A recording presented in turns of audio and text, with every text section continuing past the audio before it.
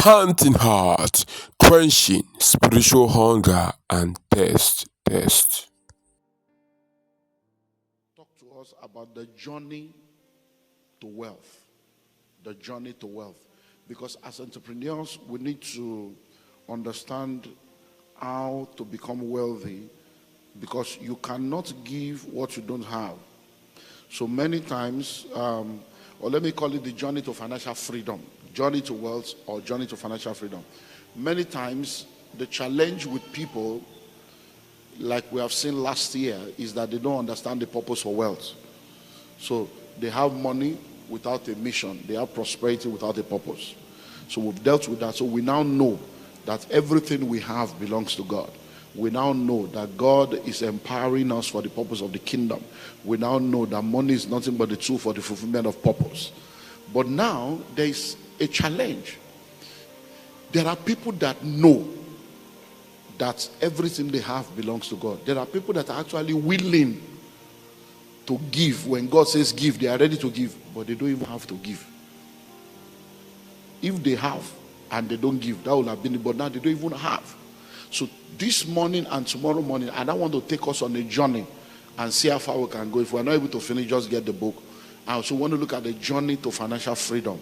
How you as an individual, as a family, as an organization can move from point A to get into the place where you are now financially free, and where you are really coming to a place of wealth where whatever God requires or expects of you, you'll be able to produce. Do we understand that? Okay, so let's start from Proverbs chapter 4 and verse number 7. Proverbs 4:7. Proverbs 4:7 says, wisdom is the principal thing, therefore get wisdom, and in all your getting, get understanding. Wisdom is the principal thing, therefore get wisdom, and in all your getting, get understanding. The New Living Translation says, getting wisdom is the wisest thing you can do, and whatever else you do, develop good judgment. Another translation says, wisdom, getting wisdom is the most important thing that you can do, but along with your wisdom, develop common sense and good judgment. Psalm 66 verse 12. Psalm 66 verse 12 says, you have caused men to ride over our heads. We went through fire and through water, but you brought us out into a wealthy place. Now, God wants us to be wealthy. God wants us to have enough resources that we require to fulfill his assignment and his agenda for our lives. So as God's children, I believe that the church has already matured to a place where we know that poverty is not of God and God doesn't want us to be poor. But then in order for us to journey into a place of abundance and journey into financial freedom, we need to begin by doing what we call personal diagnosis. You need to do a personal diagnosis to know exactly where you are as an individual. So when it comes to journey to financial freedom, there are 5 different sets of people on the wealth pyramid. There are 5 levels on the wealth pyramid, and whatever level you find yourself in, you need to identify that level so that you can navigate your way out of that level. So let's begin from the lowest level, because see, on the pyramid or the triangle of wealth, there are people that are at the bottom, and it's always bottom heavy. You know, the triangle, the bottom is the biggest size. That's where we have most people. So the first level, which is the lowest level on that journey, are people that are in what we call financial crisis. Financial crisis.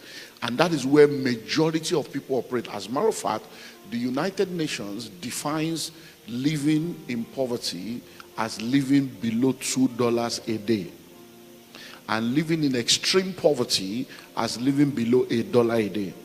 Amazingly, about 70% of people on the continent live below $1 a day.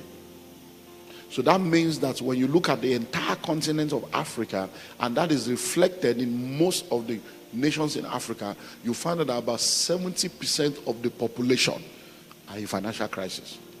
70% of the population are living in poverty, lack, and hardship. So when you are in financial crisis, you don't have any source of income, or your source of income is not even enough that you have to live from hand to mouth and practically suffer all through life. When you are in financial crisis, it means that you lack everything that is required for a meaningful life. I hope you know that there are people that live under bridges. There are people that live in shanties all over the world, not only in Africa, all over the world. And these people, they live there. As a matter of fact, something amazing happened in our country just last month. There are people that have been living under a bridge in our country for years. So the government went to demolish the shanties under the bridge last month, and people were shocked that most of the people that were living there have been living there for over a decade, and that they actually pay rent every year. Yeah. That there are actually people that come to collect rent in a wooden shanty. So there were lords that were lording it over people, even in that shanty, including law enforcement. But these people are also, when they say, "Are you alive?" they will say they are alive. But that's the kind of life. So there are people that are in that realm where it's financial crisis, where every time you are talking about money, they don't even understand what they're talking about because they have not even eaten. They are in financial crisis. But let me tell you something. If you are in that level, just know that that is not the plan of God for your life. And the fact that you are there does not mean that's where you will end. There's something about this God. He has the ability to change the stories of people. The Bible says he raises the poor from the dust and the needy from the dunghill, and he set them among princes, even the princes of the earth. So I believe that there are many people that will come through this week, and by the time we are done with this week, you have an encounter with God, and God will change your story. So number one is what? Financial crisis. The second set of people at the next, they are people that are in what we call financial instability. Financial instability. They are not really in crisis, so these ones are gainfully employed. They have a regular source of income, but the take home does not take them home. They have a regular source of income, but the income is not enough. So they have a job. Every day they wake up, they go to work. So what do you do for a living? They have a job, they have a career, they go to work. And they have been gainfully employed. So every month they get an income. Every week they get an income. Some of them are business people. They have a business they are doing. And every day they go. You see a lot of these people, going through the city. You see a lot of people selling different stuff by the side of the road. Food, kelewele, wache, kenke, banku. There are people all over. There are people at the bus stop selling stuff to you when you are in your trotro. They are selling. So they are employed. They have a job every day. They are making money, but they are poor. Why? Because they are in financial instability. So most of them, they probably get 5,000 Ghana cedis in a month or 3,000 Ghana cedis in a month, but their expenses is 17,000. So they are actually making money, they are working, but they have to now join one cooperative, collect money from here, borrow from here to pay this one and pay small. So they are not stable. And one of the amazing things about this group of people is that if one crisis or unexpected expenses comes into their life, they are back into crisis. And there are people that are working now, even the salary they will earn from now till December cannot pay the debt that they are already owing. But they are hardworking people. So these are the realities. So you need to now find out where you are, because the challenge I have with people is that if people are lying to you, don't lie to yourself. Self-deception is the highest level of deception. If you are deceived by people, you can be delivered from people's deception. But when you are deceiving yourself, it is called delusion. And when you are deluded, you end up in derision. That's madness. Hello? So don't lie to yourself, because the problem is that we package too much. There's so much packaging. You don't know that you don't know. You don't want to know. You don't have money. Nothing is working, and you are still proud and arrogant. You are not ready to learn. People that will help you, you are angry against them. How can you fight your destiny helper and find help? Hello? So those are the second set of people. Financial what? Instability. The third set of people are people that are in financial stability. And look, these ones, unfortunately, they are the ones that we celebrate. But to me, they are the most deceived set of people. You know why? I'll tell you.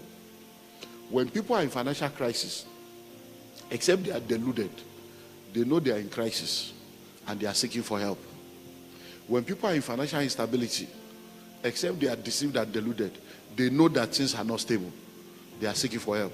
But you see, those people in financial stability, they are very proud and arrogant and deluded.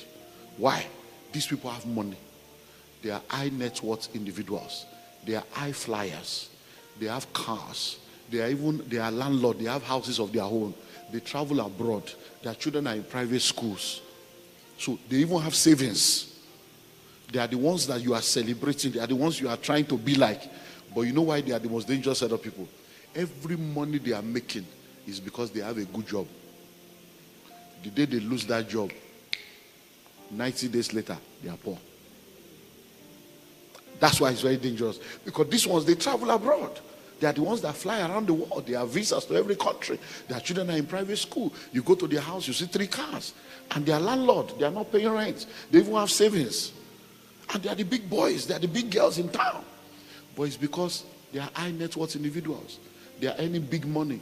Most of those flying around, it's not their money. Company is paying for it. They have official car. They have official house. They get special benefit. They get bonuses. They make good money. They know the big people. Sometimes they are doing birthday. Somebody can just give them 10,000 Ghana cedis to say happy birthday because of their position. Somebody can buy them shoes, buy them designer things. So, but the day they lose that job, have you noticed that when a politician stops being a politician, there is no more greeting in the newspaper?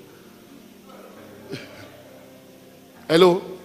I hope you know that your former president did birthday. How many of you celebrated him?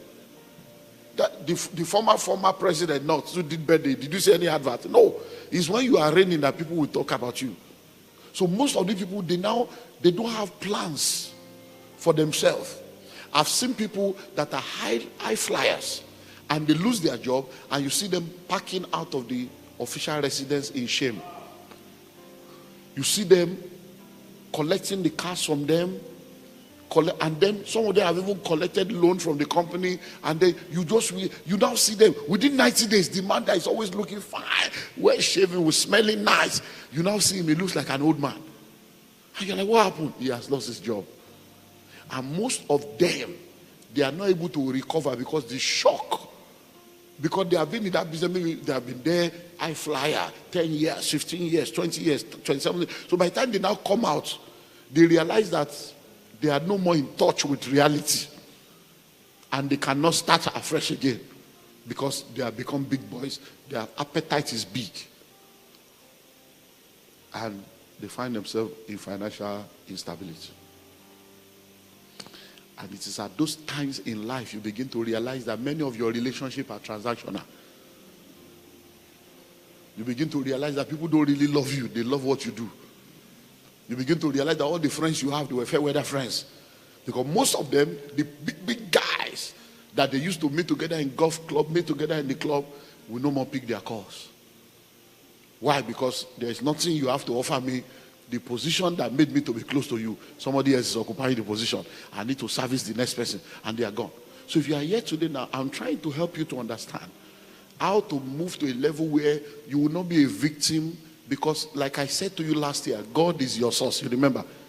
God is your source. Every other thing is a resource. The very minute you lose sight of that, there will be trouble.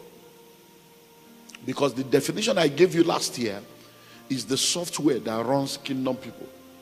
Kingdom wealth is a wealth that has its source in God and the kingdom as its purpose. That's it. That should be your software. Anything I'm doing, oh, God is my source. Oh, the kingdom. It's all about the kingdom. It's all about the kingdom. So, number 1 is what? Financial crisis. Number 2, financial instability. Number 3, financial stability. Number 4, financial independence. And that's the realm that we should begin to work on and begin to flow in. Financial independence. Now, what do we mean by this? Note what I said about financial stability. The major deficiency is the fact that everything they have is based on the fact that they have a good source of income. And that source of income depends on them being available. And the very minute that source of income is jeopardized, they are in crisis. But now when you get to financial independence is level in your life where the income, please note now, you see that today I'm very slow this morning. I'm just taking, because if you get it, I'm building to get us to, once you understand this thing, it's like ABC software. Once it's there. Now, when you get to financial independence, it's a level where the income from your assets and your investments. So note those two words now. The income from your assets and your investment, not income from your labor. Because that's the problem with financial stability. You are making money with your own labor. You have to go to work. If you don't go to work, no income. If they sack you, no more income. But when you get to financial independence, we are saying that the income from your assets and your investments is enough to take care of all your needs and still have extra. So what does that mean? Now, if you are working now, and because you're a big boy, you earn 50,000 Ghana cedis a month. You are big. So every year you are doing over 500,000 Ghana cedis. And everybody's celebrating you. Oh, you are, he's the chief, he's the country manager of this, he's the general manager of this, he's the kinecon of that, he's the CEO of that. And that's what you are earning. You are earning big. And because of that, you have a house, you've got cars, you're traveling. Now, the day you lose that job, that's 500,000, 600,000 will not come anymore. So it means that whatever you have saved is what you are now left with. And you now start looking for another job, or you start thinking about to start a business. But what we are now saying is that when you become financially free, it means that you have investments.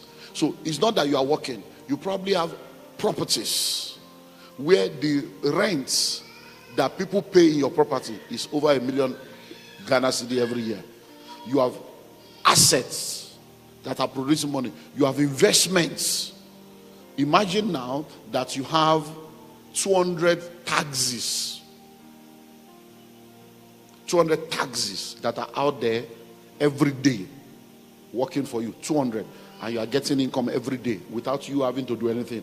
The money is just flowing in. Imagine that you have 18,000 flats or 18,000 rooms all over being used for shortlets.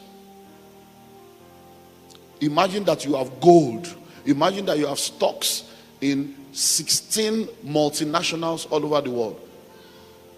And every year you are doing between 5 to 10 million Ghana cedis just as income from your assets and investments. You can go on holiday for 6 months and you are still rich. That's financial independence. So all your labors, all your workings should be to move into that dimension. So when you are making money, you are supposed to be acquiring assets. When you are making money, you are supposed to be investing. So that when you get to a point where you cannot labor hard, then the money begins to flow from that angle. Do we understand that now? By the time we complete the morning and evening, everything will come together and then you'll be able to begin to manifest. Amen. Then tomorrow night we'll pray. You know, like we end with the supernatural tomorrow night. Because after we have taken note, we now receive grace to go forth and produce results. Then God will now add favor to your labor. And boom, you begin to wonder, what's that? No, a little will become 1,000. And people begin to wonder, what's happening? It's because the supernatural is at work. So do you understand that now? So that's 4th level. Then the final level is financial freedom. Now the difference between financial independence and financial freedom is, when you have financial independence, all the income from your assets and your investments is able to take care of all your needs, and you still have more. But when you enter financial freedom, all your income from assets and investment can take care of your needs and the needs of everybody that needs help from you, and you still have more. I hope you know there are people that have set up foundations because they are extremely rich. They set up a foundation, and in the foundation they have employed 100 people to come and help them share their money. Do you know that kind of wealth? When you set up a foundation, do you know there are people working for foundations right now, and they are high net worth individuals. The money that the foundation is paying them, they have official car, official accommodation, they travel around the world on the foundation, owned by another human being. Abba. Abba. You that you are working for a foundation, you are a big boy. So what now? So that means the foundation is safe. Employ 100 people. So when you hear of Ford Foundation, Rockefeller Foundation, Bill Gates Foundation, you are wondering, these guys have money. Dangote Foundation. These are individuals. Dan Juma Foundation. These are individuals that have foundation, and in the foundation they have employed hundreds of people that they are paying every month. And the job of the people is, how do we share this money? Where do we share this money? That's financial freedom. Hello? So every time, and that's where God wants you to operate. So every time there is a need in church and you are arguing about tithe and offering, I just say that you guys are still, you are in the elementary school. Tithe and offering, you are arguing over 10%, arguing about first fruit. This pastor after our money. It's poor people that talk like that. You won't see rich people in that kind of engagement, because they know that you can never become wealthy without generosity. Every rich man knows. Look, I believe that many of you in the corporate world, how much is tax? Your tax alone is 30 to 40%. Capital gains tax is 40%. So are you sure you are not stupid that you are arguing about 10%? It shows you are going to end up poor, because even the government requires 40%. You want to be, when you become rich, your tax will be 40%, and you are arguing about 10. Are you seeing that something is wrong with you? 10%. What is 10%? When your tax is 40. Hello? That's why many of you cannot be rich, because you will end up in jail. Yeah, because by the time you have the money in, you that are fighting tithe 10%, you will fight government and say, I'm not paying. Then they will arrest you for tax evasion, and you end up in jail. Are you getting what I'm saying now? So begin to think. If tax is 40, tithe is 10, you see that 50 is already gone. So start having prosperity mindset. So now that we understand this, let's now go to facts about wealth creation, because I just want to build. What are facts that you need to know about wealth creation that will help you as an individual? Facts about wealth creation. Facts about wealth creation. Number one, there is a wealthy place. Let me see if I can give you maybe 6 or 7. Number one, there is a wealthy place. What does that mean? You see, when we talk about wealth, please note this. Don't ever fall into the trap of scarcity, where somebody, scarcity mentality is a scam. And we hear those things being said over and over again, and many times we don't examine things that we hear. We just listen to them, especially when we are working based on religious software. Anybody can just wear suit and tie, say something behind the pulpit, you just believe, instead of going to do the work of thinking.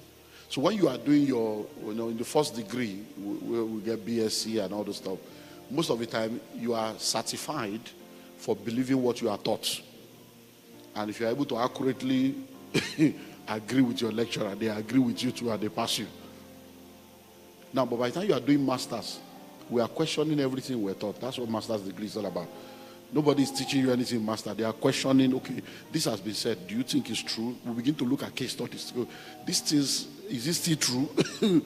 And then, so that at that level, by the time you go for masters and return, your thinking will begin to change. You begin to question things. But by the time you now go to do PhD, you realize that we now begin to tell you what you should be thinking. Because a PhD, now we are talking of the future. Okay, look, the fact that something is working now does not mean we must wait for it to stop working before we find out the alternative. Can't we do it better, faster? That's what PhD begins to do. Begin to open the next portal. And that's how nations and places have developed. So please think about this. When you say there is no money, think about it. You will realize that you are lying. That's not an accurate statement. When you say there is no money, what do you mean by there is no money? Now, all the money in the world is still in the world. Think of it. Money did not travel.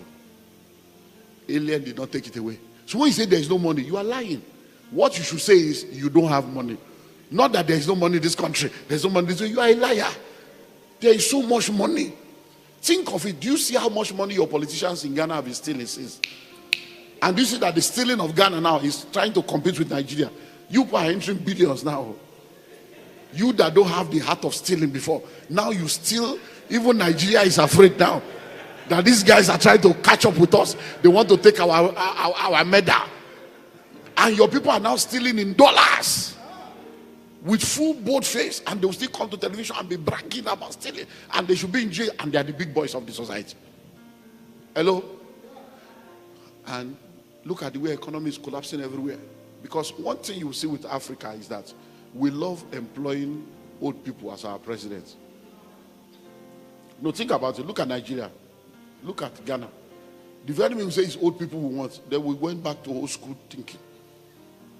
How do you employ an old man as your president and you want to enter a young future? They can't lead you into a future that they will not be there. These guys are analog in a digital age. That's the problem with many African nations. You see a lot of all these old people, and then when they get there, they don't want to live again. Hello? Let me tell you, even America, when they started employing old people, look at what America is going through now. Donald Trump, you know he's a old man. Joe Biden, old. Trump is trying to come back old. What is wrong with us that we are looking for old people? A continent, Africa is the youngest continent. I hope you know. About 75% of people in Africa are below the age of 35. Yet we are employing old people that are, it's either we are looking for father figure or we are looking for leaders. Hello? So number one, there is a wealthy place. Don't let anybody deceive you. There is no money in this country. There is no money. It's a lie. There is money. You don't have it, but there is money. But the money is there. It's in somebody's hand. Look, let me ask you a question. Look at me. I just like we are business. Let's think. Every year, your nation declares budgets. Every year, billions.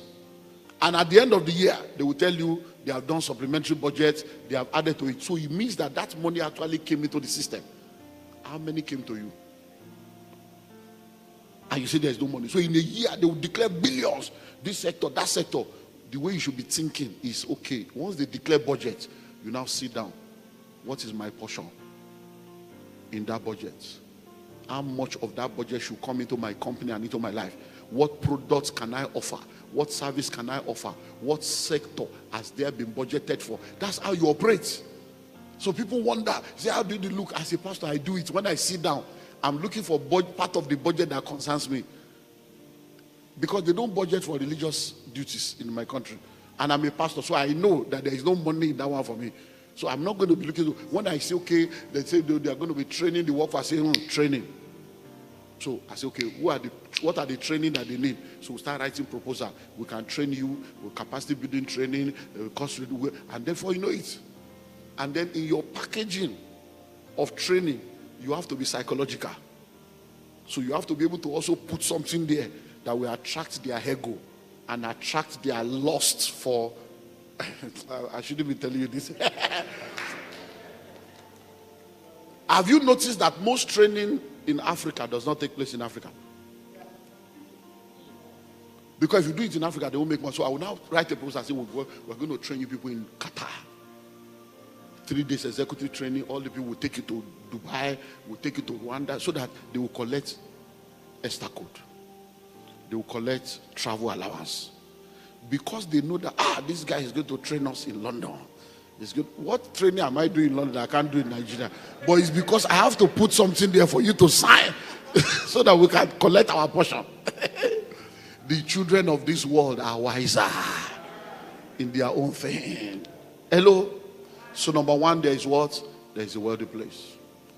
Number two, there is a path that leads to the wealthy place. There is a path that leads to the wealthy place.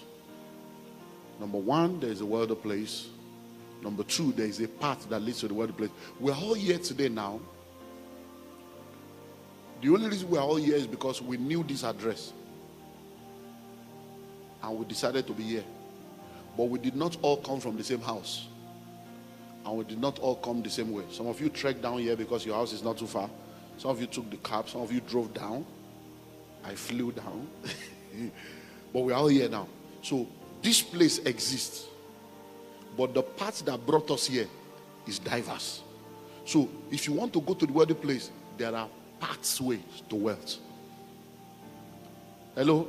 There are paths that leads to the wealthy place. Your path is not my path. The problem is we keep comparing ourselves with other people, trying to do what other people are doing. No.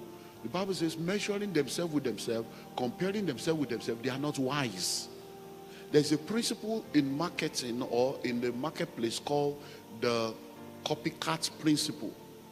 And now the copycat principle states that anytime you pioneer something, within 6 months, other people will copy you. So if you want to be ahead of the market, anytime you are pioneering something, factor in the copycats in whatever you are doing. To say, okay, this thing we are starting now, in the next 3 to 6 months, people will start copying on. So whatever you want to do, you must have 3 to 4 layers of evolution ready. So that as you are doing the first one, as they are trying to copy you, you release level 2. Before they get to level 2, you release 3 and 4. By the time you are faster than they can catch up, they will now come to submit to you as an authority in the market. Hello? And you know why that happens? That happens because there are people that have money without idea. So they're always waiting for ideas to use their money to capture. You can start something small, and in less than 1 year, they will head you out of the market.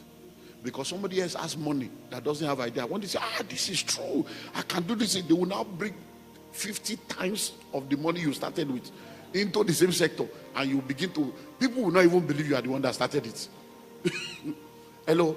So there is a path that leads to the wealthy place. So everybody must therefore now find out, what is my own path to the wealthy place?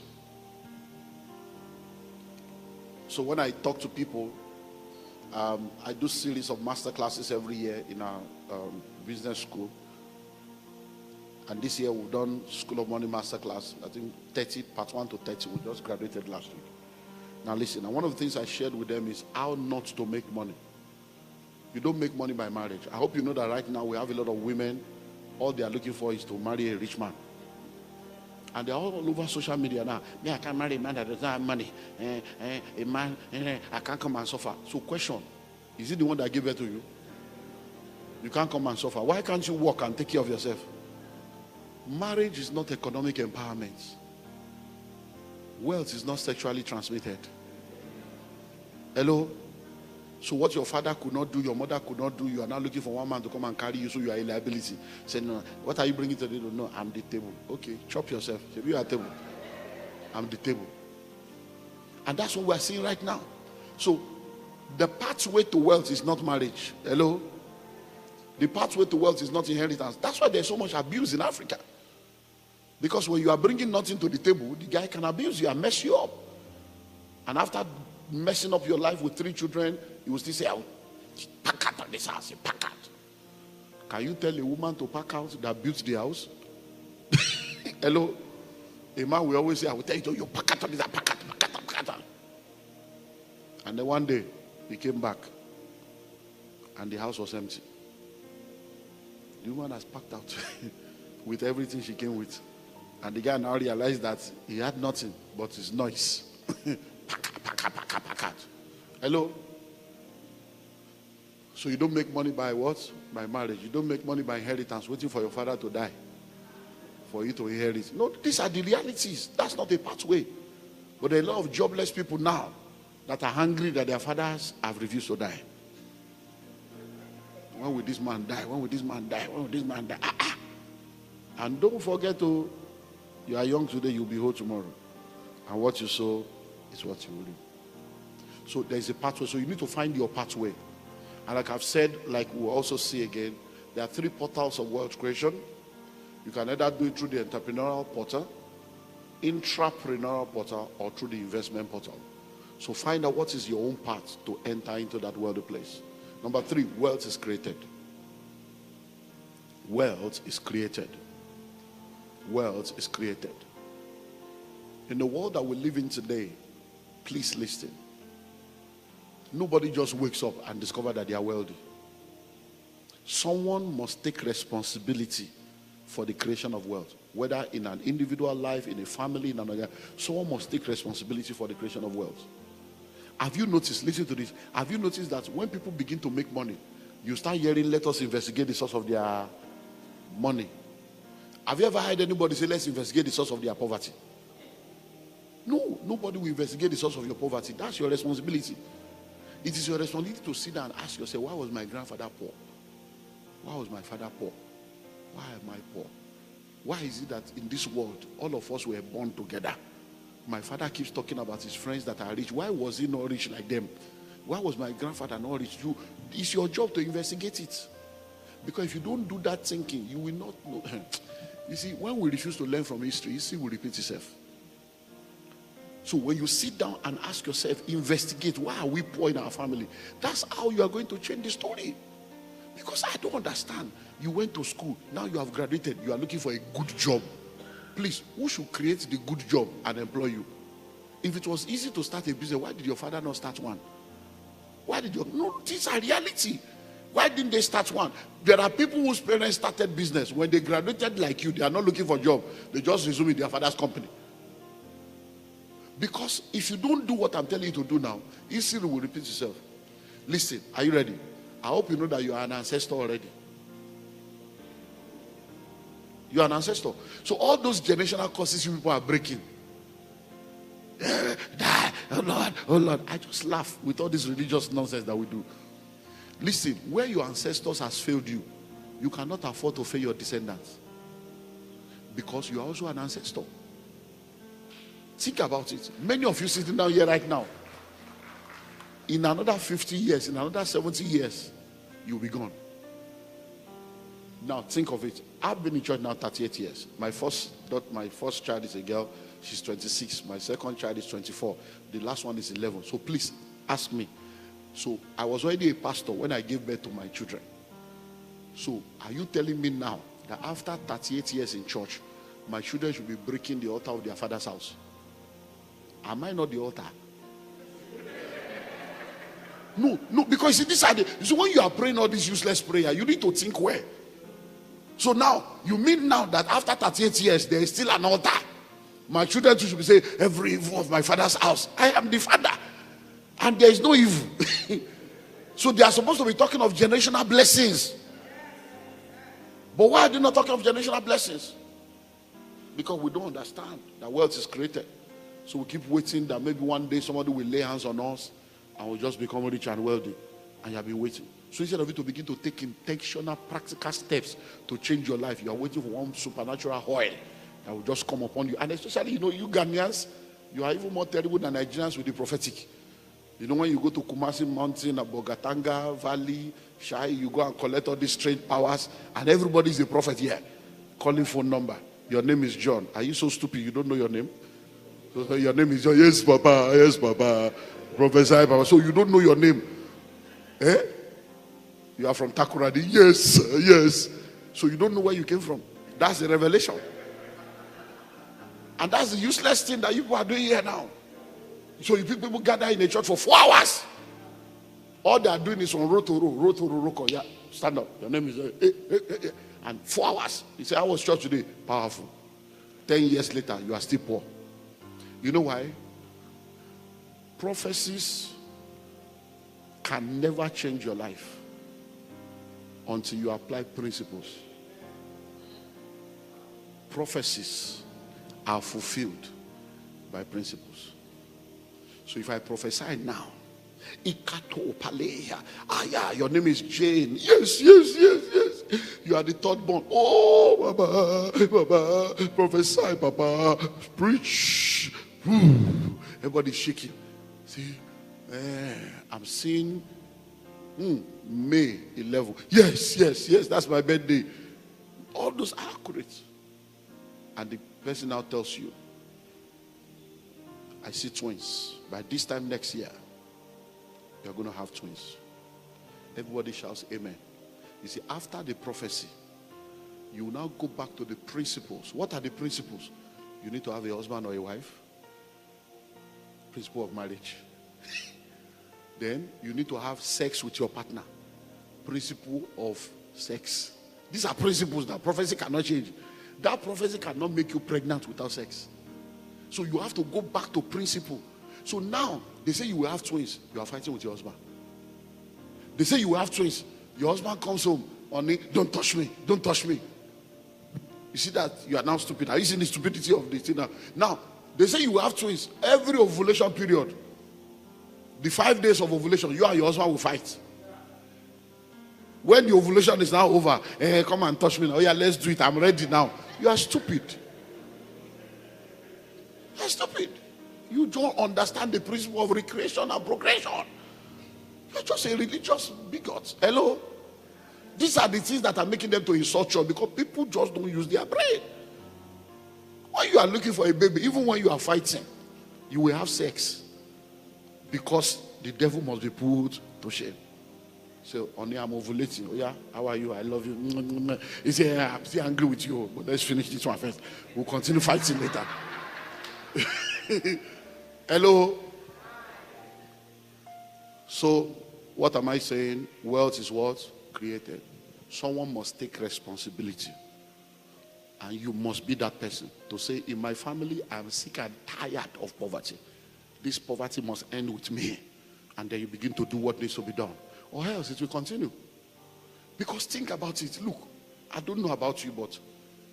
And that's why the next generation is no more falling for all this deception. You see a lot of younger people now, the Gen Z, and these guys are looking for supernatural power. They are looking for the reality of God. Many of them are trying magic, trying spiritualism, because they are tired of all this church, all this prayer when they pray. You know they walk. So we have been praying since, every time fasting, 10 days, 7 days, 21 days, 51 days. So when will the thing be answered? Hello? Number 4. Wealth creation takes time. Wealth creation takes time. Wealth creation takes time. One of the challenges of our world today again is what we call the get rich quick scheme. People want to blow. In this kingdom, we don't blow, we grow. If you blow up, you scatter, you disintegrate. Bombs blow, balloons blow. But in this kingdom, people don't blow, they grow. If you jump up, you will come down. If you grow up, you will stay up. So avoid get rich quick scheme. Have you noticed that all the schemes that people have complained about that has made people to lose money is always schemes that are speculation. Schemes that are, forex, crypto, one scheme, put money there, you will get this one. How many people have you heard that said they bought land, built a house, and the scheme failed? The real one that are evergreen, that has not failed, you won't touch it. They have been selling land before your great-grandfather was born. You didn't buy. But when you heard that there's one forest, you now go into forex and end up in the forest of poverty. You say, oh, this one is crypto. Now they kryptonize your life. And you are now experiencing krypton. And you are wondering, what is this? Man of God is so bad that even now, people are now into what they call betting. It's heavy spiritual thing now. Even churches are carrying offering to go and bet. Pastors, yeah. Pastors are betting now. I don't know whether you have that in Ghana here. In Nigeria, Cameroon, South Africa, they are betting houses with computers. Everybody will be betting. These things have been there since we were young. It used to be pool. They call it pool. They'll be using biro to write, red biro, green. Now they have made it electronic. And people are betting with their school fees, betting with their house rent. Hello?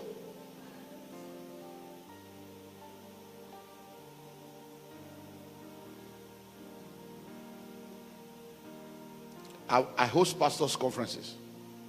And I'm ashamed to say that pastors will be asking questions. Is it wrong to bet? Pastors. Because they're already doing it. Because they don't have faith in God anymore, but they have faith in the... Hello?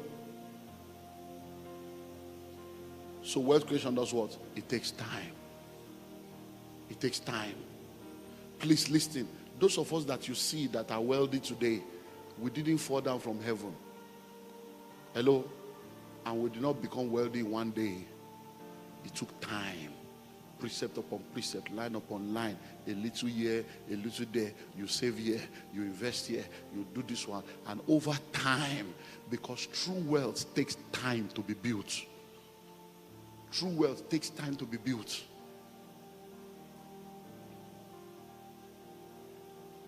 I have properties all over the world. And I mean literally different part of the world. So because I'm here now, let me talk about this country. I have properties in this country, and when I wanted to start buying properties in this country, I'd been talking to people about real estate. And I kept saying to them, a city today was a village yesterday. A village today will be a city tomorrow. And then Ghana discovered oil. And they started talking of oil. So I said, Ghana, now that they have discovered oil, what are all the different locations close to where they have discovered oil? What are all the locations close to all the plans for the future? But people kept wondering. So I called my guys. I said, look, start investigating for me. What are the developmental plan that they have for Accra, for Volta region, for different regions?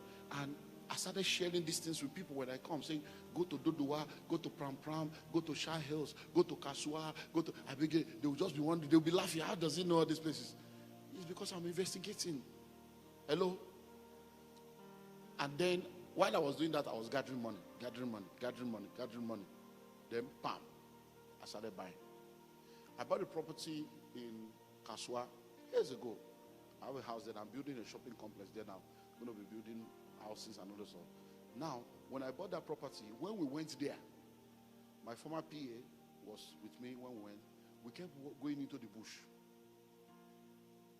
And at the point, the guy was saying, sir, we continue this journey. Do you know these people very well? I said, well, relax, this is my job. Forget pastor. I carry glory. Maybe let's go. So they say it's from here to there, to there, to there. I paid.